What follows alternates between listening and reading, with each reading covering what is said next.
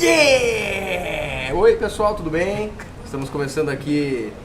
Tem um nome aqui, isso aqui que a gente está fazendo? Uma gravação especial aqui na Café e Prosa. Os melhores do ano aí do Café e Prosa Literatura.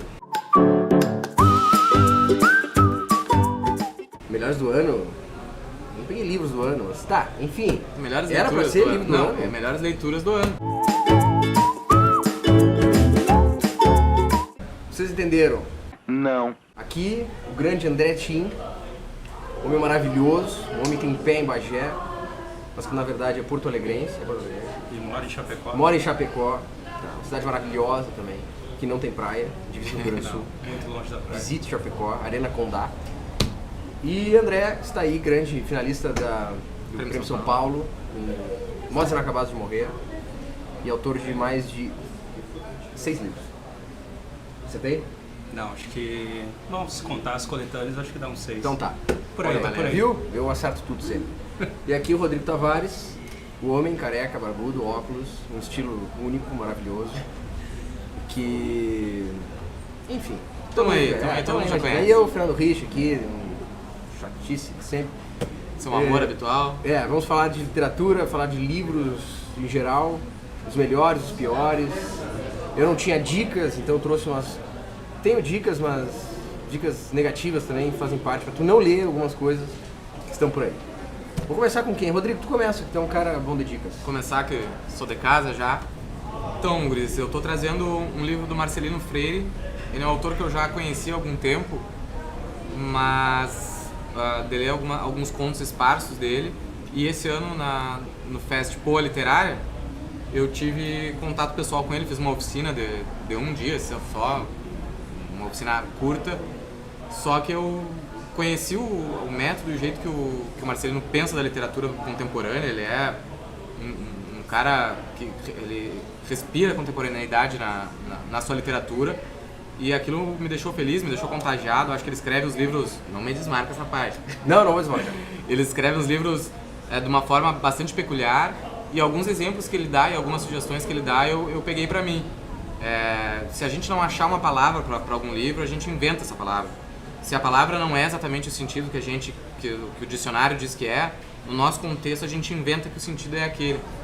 Porque ele quer muito que o escritor ele se libere, ele deixe aflorar a sua criatividade para não ficar devendo satisfação para dicionarista. E é algo que a gente às vezes passa. Por exemplo, eu lancei o Andarilhos esse ano, e aí uma pessoa que é dicionarista ali, que sei lá, não sei se ela escreve... Dicionarista, existe essa palavra? Ou tu inventou também? Não, eu inventei, no nosso contexto ele funciona. Você tá falando em neologismo... Aí a pessoa me disse: Rodrigo, eu gostei muito da capa do teu livro, mas Andarilhos andam de pé, não andam de cavalo. Só que no Rio Grande do Sul eles andam de cavalo, então tipo, eu tô um pouco me lixando. De a cavalo. É de a cavalo.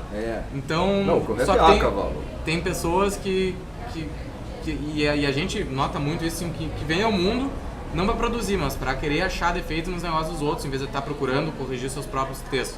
Então, para mim foi um pouco libertador esse ponto de vista do Marcelino, de que a gente está escrevendo ficção e a gente pode escolher as coisas que vão funcionar na nossa ficção, mesmo que elas não funcionem pro dicionarista, pro dicionário. Então eu acho muito fantástico as dicas dele.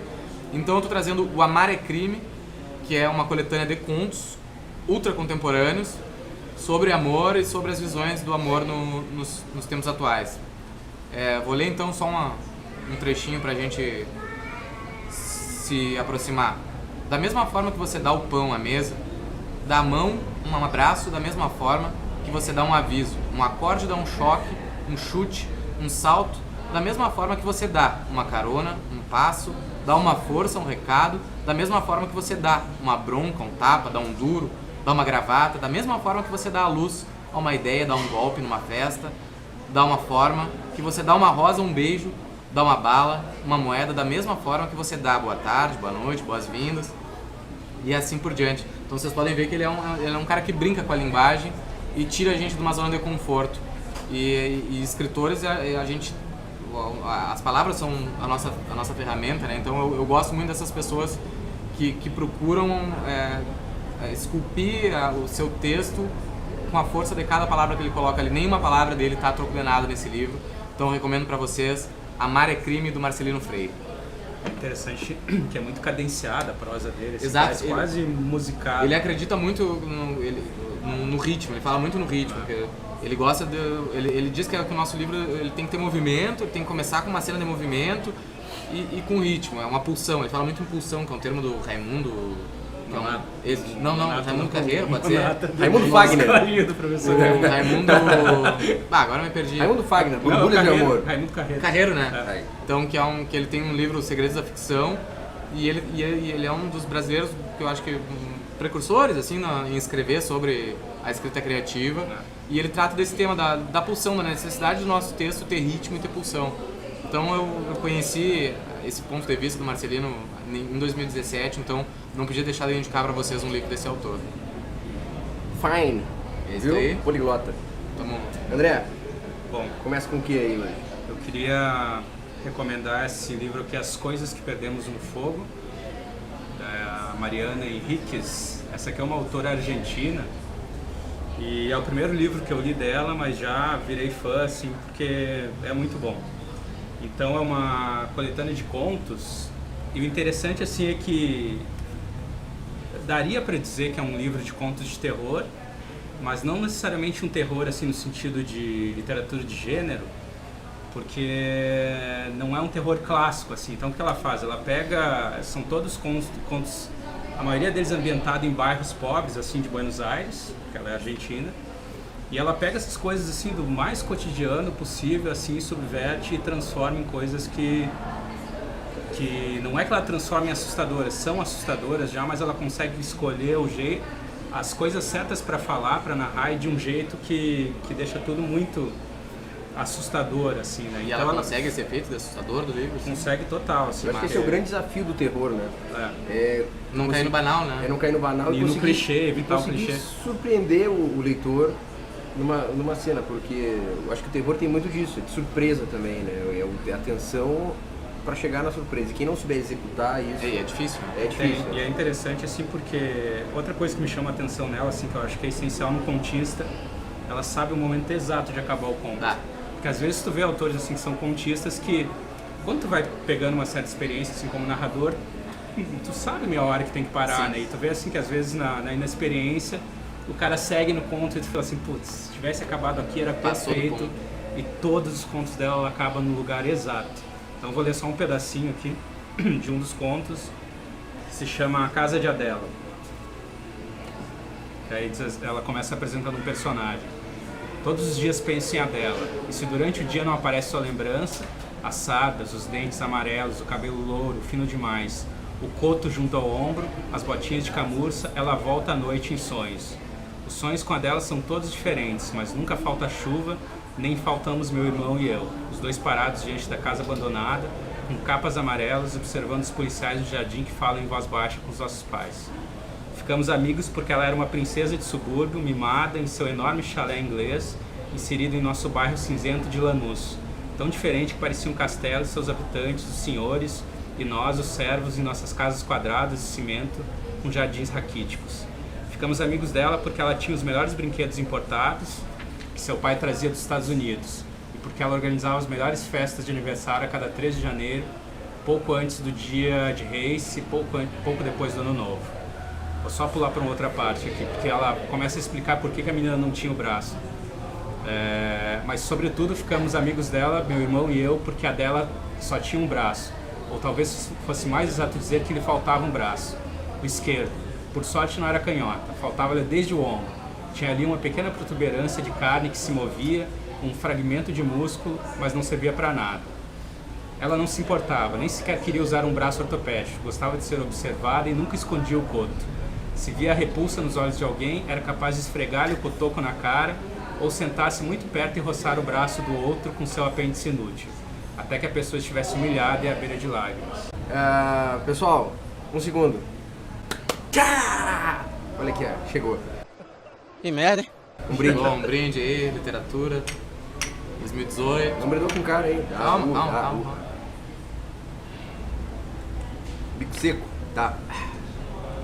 Seguindo, André, vamos lá. Continuando, mais uma coisa que eu queria falar aqui sobre o livro da Mariana Enríquez é que é interessante ela faz muito bem ancorar as histórias em fatos reais que aconteceram e aí construir ficção a partir disso, né? Porque isso ajuda a dar Sim, com certeza. um laço muito interessante para a ficção, né? E ela faz isso com um conto que é genial, que se chama Pablito clavou um clavito, uma evocação do baixinho orelhudo. Esse baixinho orelhudo é considerado o primeiro serial killer da história da polícia argentina, e isso em 1800 e tanto, e ele só matava crianças. Então o que ela faz? Ela cria um conto que é baseado nessa história real, só que o personagem desse conto é um cara que faz excursões por locais de crimes em Buenos Aires. E aí esse cara, um dos crimes que ele narra é o desse baixinho orelhudo, e aí o cara começa a ter visões desse assassino durante as turnês que ele faz ali, e aí tem toda uma relação que o cara também teve um filho agora, então ela vai construindo e costurando assim as duas histórias, e eu acho que faz isso assim de um jeito muito bom. Então recomendo demais esse livro aqui, certeza que foi um dos melhores que eu li esse ano. Muito bem, muito bem. Bom, como eu falei, eu trouxe livros diferentes. A gente sempre faz uma avaliação literária, Sim. se é que vocês me entendem. Então eu trouxe livros mais técnicos eu vou esconder o de baixo aqui para o pessoal não pegar a surpresa para depois. É de não ficção, exatamente. Esse aqui, se bem que é lido, não tá ruim. Esse aqui é do Edward Said, Questão Palestina. É um tema que eu acho que muitas pessoas são muito interessadas, tu mesmo falou, né, Rodrigo, Sim. que sempre quis entender essa questão de Israel-Palestina, tentar entender o que é a nação palestina, o que é o Estado de Israel. E eu sou muito... Porque eles estão brigando há 2000 anos, né? Ou mais, sei lá. Mas há 2000 anos, vírgula, né? Sim. Isso aqui dizendo que eu não sei, pode ser pois até 100 anos. Essa aqui é a grande explicação. O Estado de Israel existe desde 1947 e foi sancionado pela ONU. Tem até um boato, isso eu nunca encontrei. Eu sou um cara, eu pesquiso bastante sobre o assunto, eu compro todos os livros sobre o assunto. E esse aqui é o melhor de todos, para quem quer entender o que é nascer na Palestina, ser expulso do próprio país, ter que viver em outra nação e buscar essa identidade a vida inteira e tentar buscar com dignidade também para um povo aí que sofre bastante até hoje lá na Palestina. E obviamente o Edward Said, ele nasceu lá, saiu, foi morar em Londres, em vários lugares, se formou em literatura e ele escreve com precisão aqui pelo lado palestino, mas dá para entender bastante que tem muito imparcialidade no que ele relata aqui e no que ele explica para as pessoas. Então assim, eu recomendo bastante para quem quiser entender. É uma leitura fácil, uma leitura até emocionante em certos pontos, né, para compreender o que realmente se passa lá desde o princípio, desde antes da criação do Estado de Israel em 1947, desde quando começou o movimento sionista, quando a Palestina ali era tida como, digamos, uma nação selvagem, uma nação meio, né, sem como é que eu vou dizer, governo, que era governado pelo Império Otomano. Então quem quiser entender bastante, eu recomendo esse livro. Depois, claro, pesquise outros atores, porque quando a gente está falando de história, quando a gente está falando de assuntos polêmicos, é muito bom pesquisar outros autores aí. Os dois lados. Os dois lados da história, exatamente. Então fica a dica aí para quem quiser compreender e entender um pouquinho o que acontece no noticiário aí, porque alguns são chamados de alguma coisa, outros de outra, e às vezes a gente fica... a gente toma partido sem saber muito bem o que aconteceu. Então, Edward Said, Questão Palestina, fica a dica. Leiam tudo desse cara. Esse cara é muito bom, morreu em 2003 e faz falta para a humanidade. Rodrigo. Vamos lá então. É mais uma autora, essa aqui é a Ana Mariano. É uma autora gaúcha, acho que vai cair, né? Não, deixa comigo. Uma autora gaúcha que eu conheci no livro de estreia dela. Não precisa. A gente conheceu ela no livro eu conheci ela no livro de estreia que se chamava Atado de Ervas. Ele foi finalista do Prêmio São Paulo, acho que 2012, não tenho certeza. E é uma autora que ela bebe nas mesmas fontes que eu. Ela procura retratar o regionalismo, o interior do Rio Grande do Sul. Então, Atado de Ervas, ela fez o livro da Ana Mariana, A Moda Érico Veríssimo, A Moda, o Tempo e o Vento. Um livro muito bem construído, com histórias muito bem costuradas. E não à toa, ela chegou na final desse importante prêmio, né, do nosso cenário literário brasileiro. E eu estava muito ansioso para ver a continuação da carreira dela, para ver o que ela vinha escrevendo. Ela demorou 5 anos ali para produzir. e ela lançou esse ano o Pra Amanhecer Ontem. Esse livro aqui, Feg, foi o livro que eu mais fiquei tempo esperando pra pegar um autógrafo. Foi lá num shopping de Porto Alegre, eu cheguei e fiquei meio assustado, até porque eu fiquei 2 horas e pouco numa fila para conseguir pegar um autógrafo dela. Então ela é uma autora que ela é muito querida pelas pessoas de Porto Alegre e não é troco de nada. Eu fui ali, conversei com ela, ela me atendeu super bem, aí a gente manteve contato ali pelo Facebook, ela é uma queridona. Então eu vou indicar para vocês o Pra Amanhecer Ontem, que é um livro também se passa no interior, se passa durante a ditadura militar, conta basicamente a história de 4 irmãs, que tem um pai que ele é citado toda hora no livro, mas é um pai totalmente ausente. Então o personagem pai a gente fica sabendo só pelos acontecimentos, por onde ele foi, por onde ele estava, por que ele fez, mas ele fisicamente ele não aparece no livro. E aí entrelaça essas histórias que trazem os dramas e problemas que todas as famílias têm. Então, muito embora seja um livro regional, ele não chega a ser regional, mas se passa no interior do Rio Grande do Sul. Mas é um livro que ele é universal porque ele trata de problemas universais, problemas familiares, casamentos mal escolhidos, famílias construídas em cima de castelos de areia. Então acho que é um livro muito interessante. Eu escolhi um trechinho porque ele é um livro contado a 3 vozes praticamente. E uma das partes do livro, eles se chamam todas anotações para romance, que seria a mais nova delas escrevendo um romance ali pela uma personagem a mais nova da história, escrevendo um romance depois sobre a família. Então ela tem as anotações para um romance. Na manhã em que Miguel se sentou quase grudado em mim, num degrau da escada do colégio, a primeira coisa que senti foi que meu rosto pegava fogo. Não era justo, só as loiras ficavam assim, cor de goiaba madura. Comigo, acontecia quase nunca. É que naquele dia ele sentara perto demais, só isso. Gostava dele, mas não o suficiente para ficar vermelha. Era 2 anos mais velho, paulista, e também era judeu. Nenhuma dessas condições sendo realmente importante. Ficaria 1 ano em Boca do Monte, o pai ensinando filosofia do direito na universidade, ele, por não ter alcançado vaga na faculdade de São Paulo, repetindo o último ano do colegial. Sendo judeu, estava dispensado das aulas de religião, mas para não ficar sozinho e pedira para assistir. A irmã consultara a madre e ela permitia. Isso, por incrível que pareça, nos aproximou. Ambos éramos apaixonados pelo Antigo Testamento. Naquela manhã, lembro que tivemos prova. Miguel e eu terminamos antes e saímos para o corredor. E foi assim que tudo começou. Ele é um livro construído de uma maneira delicada. A Ana Motim, a Ana Mariano, ela tem um jeito muito típico, muito dela de escrever as histórias. E esse livro eu fui num sarau elétrico ali em Porto Alegre, e ela leu alguns pedaços do livro. E ele é um livro que, por envolver 4 irmãs e suas descobertas, tem muitas cenas de sexo. E ela é uma senhora, eu acho que ela, se eu não me engano, é uma advogada aposentada, assim. E ela mesmo lendo as cenas, a gente via que ela ficava constrangida, então era um troço bonitinho, viu? Porque ela lendo e ela fazia, ai meu Deus, aí ela mostrava pros parentes, pros amigos, pra ver se o livro não tava ficando pesado demais, então ela tem toda essa preocupação, porque ela é uma avó, né? Então, e não ficou pesado demais, é um livro que merece ser lido. A Ana Mariano é uma autora que merece ser conhecida e espero que ela tenha uma longa e próspera carreira aí. Fiquem com essa dica do Pra Amanhecer Ontem, leiam. Deu? Estamos no ar? Estamos de volta? De volta! De volta de novo. Tomei 3 goles de chopp aqui, já tô assim, maravilhosamente bem. Ai, muito bem. Seguindo aqui o processo, tá ok aí, diretor? A diretora tá perdidaço aqui. A Simone, nossa diretora. Estamos aqui, ó. Meu segundo livro. Amados. Esse é bom. Rapaz, isso aqui é uma obra. Se chama América Debilitada, de Donald J. Trump. Tá? Esse livro aqui é uma obra de arte. Te mostra a cara dele para as A pessoas. cara tá brabo. Não, detalhe, ele explica no livro por que ele tá com essa cara brava aqui. Ele podia colocar ele sorridente, que ele é uma pessoa feliz, alegre, uma pessoa de bem com a vida. Ele bota essa cara braba aqui pra dizer que ele está sério, está preocupado. Tapado de alto bronzeador. Isso, e sabe sei lá o que. Enfim.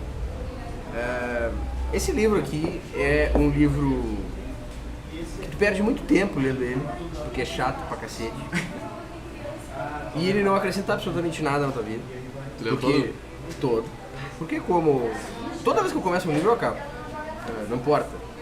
Porque como todo político demagogo, ele fala que as coisas estão ruins, precisam melhorar.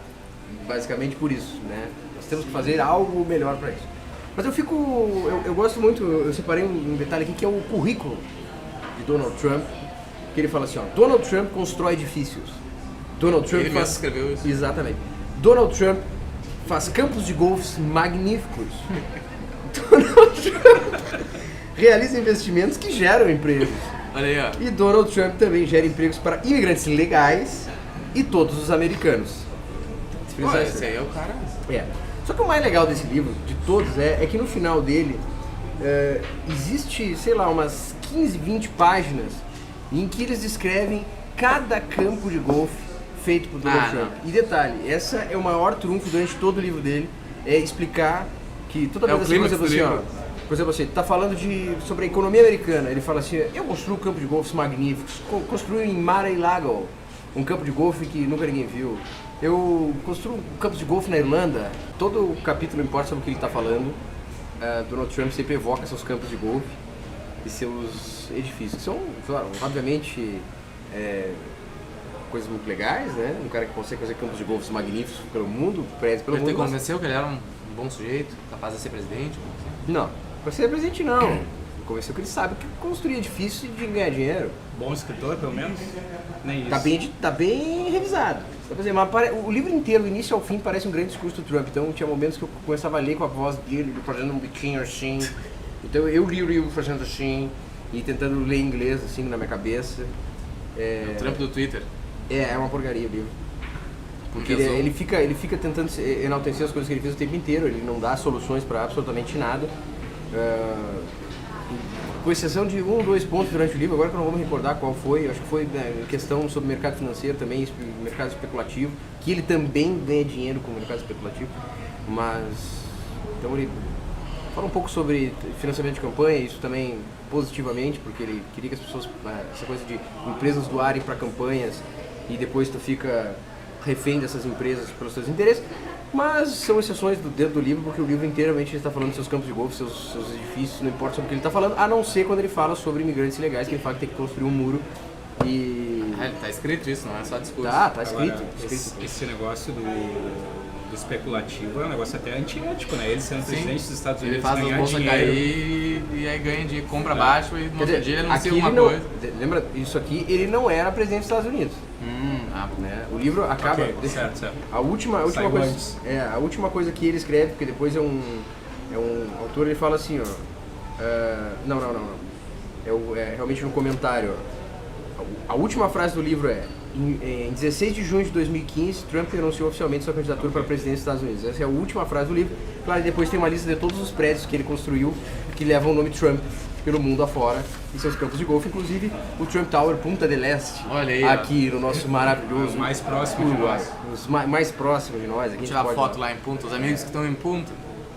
Tá muita gente, né? Tá todo o Bagé lá. Pra quem não sabe, amanhã é Réveillon, meu amigo. Virado do ano. O Bagé está em Nossa, peso você tá em vendo Punta. isso aí Nós estamos aqui. já em 2018, mas a gente tá gravando antes. A diretora Simone tá fazendo o canatório. Ah, é bom, olha aqui, ó. Então é isso aí. Eu não vou dizer não leio, eu sempre digo assim, não gosta de uma pessoa, não gosta de alguma coisa, não gosta de uma ideia, não refute a ideia antes de conhecer a questão. Então eu peguei e comprei um livro do Trump, é isso, as ideias dele para não só para os Estados Unidos, para o mundo, né? Mas tem uma ideia muito perigosa aqui, porque ele sempre fala da América grande de novo. Ele sempre fala: a América tem que ser o maior país do mundo, a América tem que subjugar os outros, a América não sei o quê. É um papinho perigoso, sabe? certeza. É uma coisa não muito comunitária, é uma coisa não muito assim, tipo, nós temos que levar vantagem sobre todos os outros e os outros que aceitem isso. Tipo a negociação do lateral Edilson com o Cruzeiro.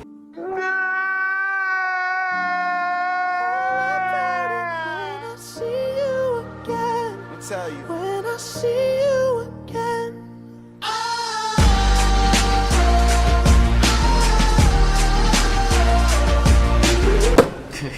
Que eu não aceito. Era isso.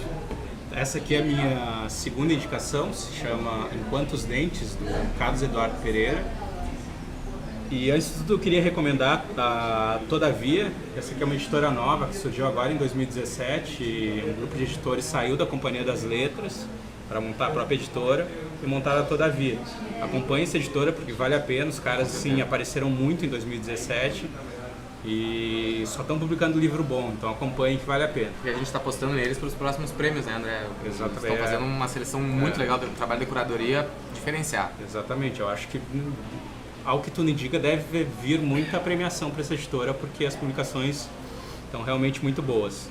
E esse romance aqui especificamente do Carlos Eduardo Pereira, Enquanto os Dentes, ele é um romance curtinho, menos de 100 páginas, e só que uma prosa muito ágil, assim, muito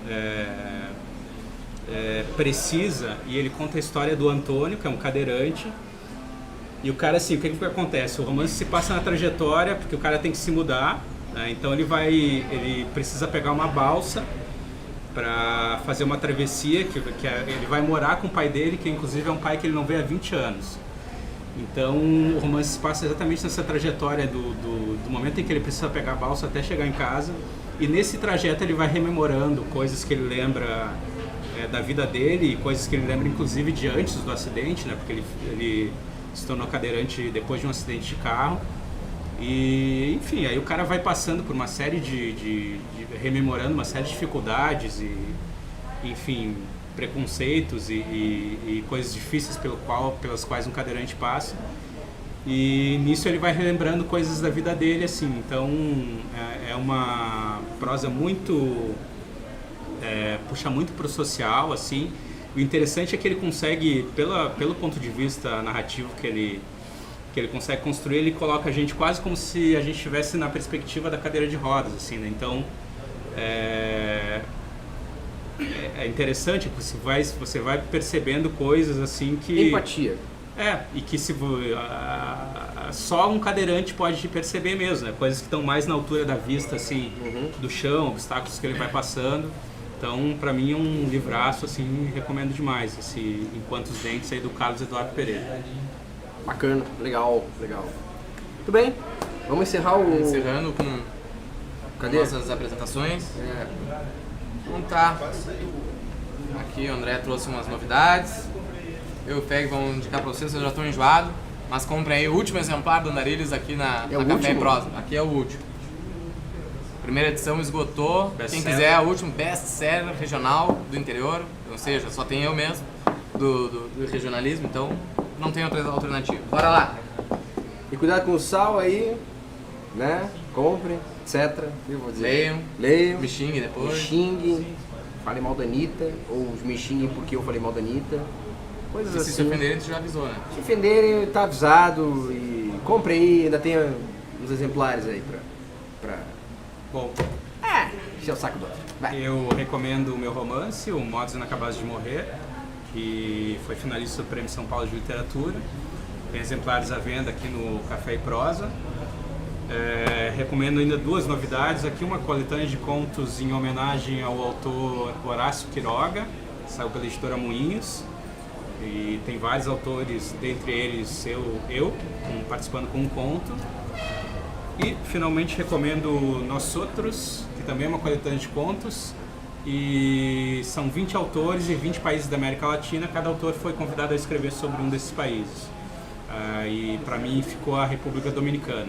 Então todos eles têm a venda aqui no Café e Prosa. E esse aí tem a... Tu não é o capista desse livro também? Exato, eu também fiz a capa desse Olha aqui. aí, ó. O cara é multitalentoso. Então, mas uma coisa. Por que a República Dominicana? Porque Falasse dos Jogos Olímpicos. não eram os autores, Não, não eram os falasse autores que televisão. escolhiam, era Era coisa. Então tu diz assim, puta, República Dominicana. Deixa eu falar do PAN. Foi na República Dominicana? Não, Santo mas não Domingo, é a Santo propaganda Domingo aquela era que... Não é republicana. Santo Domingo. Na República Dominicana? eu acho que é. Eu não lembro se a propaganda da República Dominicana é aquela que o cara tinha os títulos e aí ele tinha não sei quantas Miss Universo, não? Não, Era- aquele é Venezuela. Ah, Venezuela que é uma indústria mas não vem de o caso. Miss Universo. Não vem o carro. É uma indústria mesmo. Vamos acabar, o cara tá Acabou. Tchau!